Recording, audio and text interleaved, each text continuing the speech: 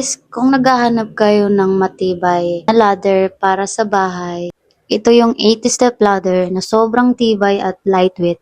Kahit babae, kayang buhatin, perfecto sa mga gawain sa bahay, tulad ng paglinis, pag-aayos ng ilaw o pag-painting sa kesame. Ang maganda pa, anti-slip ang steps kaya safe gamitin kahit gaano ka kabisi sa taas. At kapag tapos ka na, fold mo lang, super tipid sa space, pwede sa kwarto, bodega, o kahit sa sasakyan. Tibay ito kasi gawa sa high quality aluminum kaya hindi kinakalawang at pangmatagalan talaga.